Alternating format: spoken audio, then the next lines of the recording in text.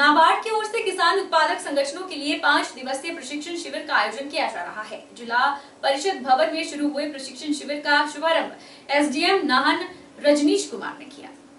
Nahan SDM Rajneesh Kumar ने बताया कि 5 दिवसीय प्रशिक्षण शिविर में किसानों की आमदनी बढ़ाने के मकसद से जानकारी उपलब्ध करवाई जा रही है। प्रशिक्षण शिविर में जिला के 29 किसान उत्पादक संगठन हिस्सा ले रहे हैं। उन्होंने बताया कि अब किसान उत्पादक संगठनों को कंपनी एक्ट के तहत पंजीकृत किया जाना है, इसलिए इन किसान संगठनों के मुख्य कार्यकारी अधिकारी और लेखापाल को प्रशिक्षित किया जा रहा है ताकि आने वाले समय में संगठन के संचालन में किसी प्रकार की परेशानी न हो। शिविर में किसानों तक कैसे आधुनिक उचित तकनीक पहुंचे, इस बारे में मंथन किया जाएगा। आज नाबार्ड के सौजन्य से एफपीओस के विभिन्न एफपीओस 29 जो यहाँ पर हैं, उनके अकाउंटेंट्स और सीईओस का एक प्रशिक्षण शिविर शुरू किया गया है, जिसमें अकाउंटेंट्स और सीईओस को एफपीओ से संबंधित विभिन्न गतिविधियों के बारे में अवगत करवाया जाएगा। ये प्रोग्राम 5 दिनों तक चलेगा, जिसमें अलग अलग तरह के फैकल्टीज जो एक्सपर्ट्स हैं वो एफपीओस की एक्टिविटीज़ के बारे में इन अकाउंटेंट्स और सीईओस को अवेयर करवाएंगे, क्योंकि एफपीओस अब कंपनीज एक्ट और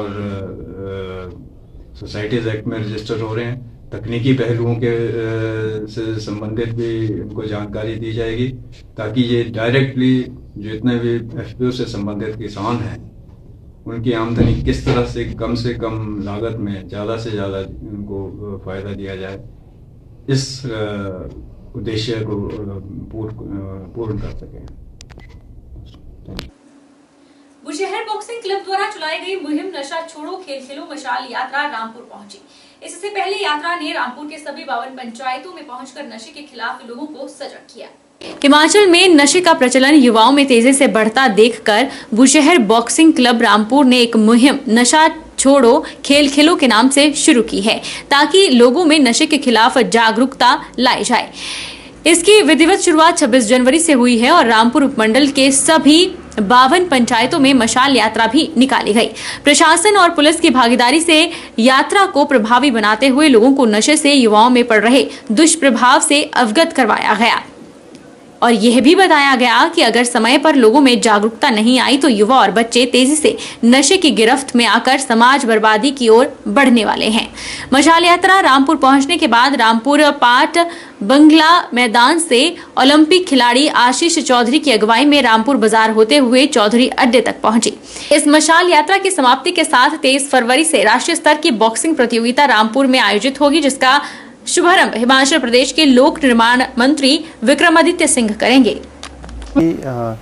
23 यानी कल से जो ऑल इंडिया बॉक्सिंग चैंपियनशिप का आयोजन रामपुर बुशहर में किया जा रहा है और जो ये प्रतियोगिता है ये बुशहर बॉक्सिंग क्लब जो रामपुर में काफ़ी अभी हाल में रजिस्टर हुआ है, उनके अथक प्रयासों से आयोजित की जा रही है और इसमें जो हिमाचल बॉक्सिंग फेडरेशन है, हमारा जो प्रशासन है, सब उनका सहयोग इसमें कर रहे हैं। तो इस जो बॉक्सिंग प्रतियोगिता का जो करवाने का जो मुख्य उद्देश्य है वो हमारा ये है कि समाज में जो नशा बहुत ज़्यादा फैल गया है उसका हमने खात्मा करना है। और तमीम चली है। मैं अभी पुलिस डिपार्टमेंट के बारे में बोलना चाहता हूँ कि पिछले जो जनवरी का मंथ था और अभी तक हमारे मैक्सिमम केसेस डिस्ट्रिक्ट शिमला में भी जो हुए हैं एनडीपीएस एक्ट के अंडर, वो सब डिवीज़न रामपुर बुशहर से हुए। हम ये नहीं बोलते कि यहाँ पे केसेस क्यों हुए, लेकिन यहाँ पे पुलिस का वर्क हुआ। और मैं बस इतना कहना चाहता हूँ, ये जो हम एक प्रैक्टिकल शेप दे रहे हैं इस वाली मुहिम को, इसको सार्थक बनाने के लिए हमें इंडिविजुअली आगे आना होगा। अदरवाइज जैसे एसडीएम साहब ने बोला कि हमारे नन्हे मुन्ने बच्चे 5th क्लास ऑनवर्ड जिसमें इसकी चपेट में आ रहे हैं, उसके लिए क्या करना होगा? उसके लिए तो मैं तो इतना ही बोलूँगा कि पहले बोलते थे कि हमें अपने देश को बचाना है, फिर बोलते अपने राज्य को बचाना है, फिर अपने एक डिस्ट्रिक्ट लेवल की बात आती थी। आज सिचुएशन ये हो चुकी है कि हमें इंडिविजुअल को बचाने की।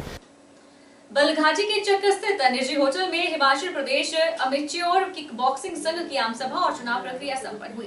3 वर्ष के अंतराल के बाद संपन्न हुई इन चुनावों में इस बार चेयरमैन पद के लिए खेल प्रेमी अमितपाल सिंह को चुना गया है।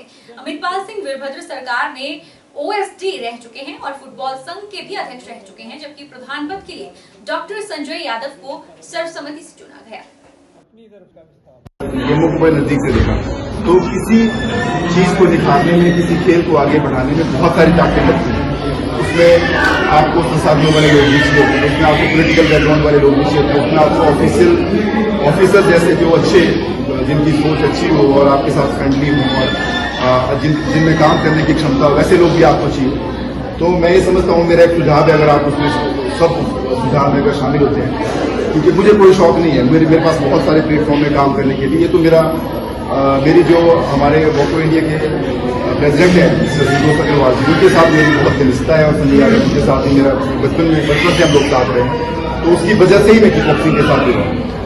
तो मैं चाहता हूँ कि अगर मैं जुड़ा हूँ तो इसका मैं अपने आप में एक फायदा इस गेम को निखारने में और हिमाचल प्रदेश के अंदर एस्टैब्लिश करने में मैं अपनी तरफ से पूरा प्रयास इसमें करूँगा। और आप सब लोगों के साथ हम लोग निश्चित तौर पर मिल करके सब लोग इसको अमली जामा भी पहनेंगे। और मैं ये समझता हूँ कि हमें एक आधा व्यक्ति ऐसा चाहिए जो जिसकी मेरी भी सरकार के साथ अच्छा बॉन्ड है, मतलब किसी भी लेवल पे, लेकिन और एक ऐसा व्यक्ति चाहिए जो अधिकारियों को भी और सरकार के साथ भी, और जो इस गेम को और आगे बढ़ाने में हमारी मदद करे। तो मैं इसके लिए हमारे पास एक सक्षम व्यक्ति है जो मेरे कनेक्शन में भी है और जिसकी सरकार के अंदर भी, और पूरे में जो वीरभद्र सिंह जी मुख्यमंत्री थे, उनके ओएसडी थे श्री अमितपाल सिंह जी। तो मैं चाहता हूँ कि उसको भी हम अपने साथ इस गेम में इन्वॉल्व। रामपुर बुशहर में राजकीय उत्कृष्ट कन्या वरिष्ठ माध्यमिक विद्यालय में वार्षिक पारितोषिक वितरण समारोह का आयोजन हुआ। समारोह के मुख्य अतिथि रामपुर के विधायक नंदलाल रहे। उन्होंने छात्रों को बताया कि वर्तमान सरकार शिक्षा के स्तर को ऊंचा करने और शिक्षा को जवाबदेही बनाने के लिए कृत संकल्प है। कार्यक्रम में स्कूली छात्राओं ने विभिन्न सांस्कृतिक प्रस्तुतियों से लोगों का खूब मनोरंजन किया। फिर भी हम समझते हैं कि कुछ कमियां हैं, तो नथिंग इज परफेक्ट, लेकिन ये है कि कमियां हैं, इसको पूरा करना एडमिनिस्ट्रेशन का काम है, सरकार का काम है। तो हम कोशिश करेंगे कि धीरे धीरे किस तरह के सबसे बड़ी समस्या मेरी जो बताई गई, यहाँ एक्सटेंशन, ग्राउंड का एक्सटेंशन जब हो जाएगा तो आपका जो ग्राउंड है थोड़ा सा बड़ा हो जाएगा। उनको आज इनामात मिलते हैं उनके पेरेंट्स के सामने, उनके टीचर्स के सामने, तो ये दिन इसलिए बहुत इम्पोर्टेंट दिन होता है। और बच्चे अच्छी प्रैक्टिस करते हैं, अच्छा काम करते हैं, अच्छा कैरियर से आते हैं, खाना उन्हें खाए और तो लोगों ने करते हैं। मंडी शिवरात्रि महोत्सव की तीसरी सांस्कृतिक संध्या शहीदों के नाम रही। जब तक शहीदों के नाम कार्यक्रम चला तब तक लोगों ने भरपूर आनंद लिया और शहीदों को नमन भी किया। उधर reality show fame Abhijeet Shrivastava ने भी लोगों को खूब नचाया। हालांकि इस दौरान आगे की काफी कुर्सियां खाली नजर आई और साउंड सिस्टम में भी खराबी देखने को मिली। मंडी की अंतर्राष्ट्रीय शिवरात्रि महोत्सव की तीसरी सांस्कृतिक संध्या शहीदों के नाम रही। ममता भारद्वाज ने देशभक्ति गानों से खूब समा बांधा और शहीदों को नमन किया। इसके अलावा उन्होंने पहाड़ी गाने भी गाए। वहीं पहाड़ी गायक एसी भारद्वाज ने अपने बेहतरीन पहाड़ी गानों पर दर्शकों को झूमने पर मजबूर कर दिया। Reality show fame Abhijeet Shrivastava ने भी बॉलीवुड और पंजाबी गाने गाकर समा बांधने की कोशिश की, लेकिन साउंड सिस्टम खराब होने की वजह से लोगों का मजाक किरकिरा हो गया। सोशल मीडिया में भी लोग लाइव प्रोग्राम देखते हुए साउंड खराबी को लेकर नाराज दिखे। इतना ही नहीं, कार्यक्रम के दौरान आगे की कुर्सियां भी खाली नजर आई। कुल मिलाकर तीसरी सांस्कृतिक संध्या ना हिट रही ना फ्लॉप। उधर बैजनाथ में आयोजित हो रहे राज्य स्तरीय शिवरात्रि महोत्सव की अंतिम और तीसरी सांस्कृतिक संध्या अर्शप्रीत कौर, अनुज शर्मा, हास्य कलाकार पंकज डोगरा, कुमार साहिल, हिमाचली गायक काकू राम और श्रुति शर्मा के नाम रही। अर्शप्रीत कौर ने पंजाबी और हिंदी गाने गाकर श्रोताओं में बॉलीवुड तड़का लगाया और उन्हें नाचने के लिए मजबूर कर दिया। हास्य कलाकार पंकज डोगरा ने लोगों को खूब लोटपोट किया।